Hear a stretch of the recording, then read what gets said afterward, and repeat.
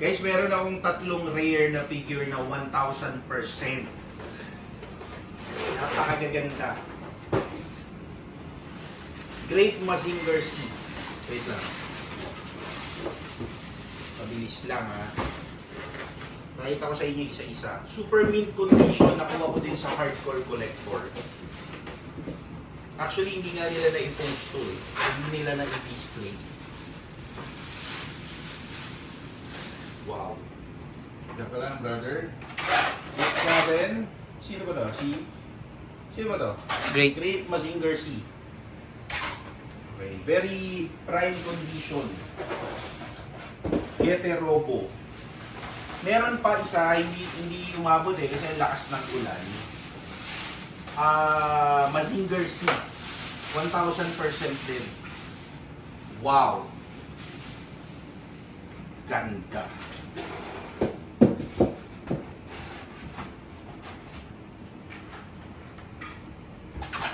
Wow. Dalawa na siya. At si Grandizer. Guys, alam nyo ba, meron akong Grandizer na pinagawa made in Japan. Siguro mga ganito kalaki yun. Hintayin lang natin. Buti nakaabot pa ako sa paggawa nila nun. Dahil si Jungle, tinanggalan na ng lisensya ng Grandizer. So umabot pa ako doon sa last piece nila. Ang pagkakaalam ko, meron lang dito nun sa Pilipinas, sila Boss Yong at saka ako. Kami pa lang ang naka-order ng gano'n, ng Grandizer.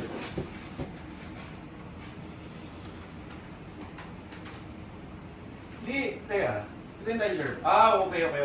Grandizer na. Parang hawig sila ni Great Mazinger Z. So ito yung yellow ni Grandizer. Parang hawig sila ng dibdib. Sa dibdib. Tingin nga ako dyan. Wow! Ang lupet. Maraming salamat sa inyo guys. Available to dito sa Entoys. DM lang kayo sa page. Sa website natin. Maraming salamat sa inyo. entoys.com.ph at Unit R2 Upper Level Promenade, Eclabu. At saka sa Marky Mall Upper Level, Entoys.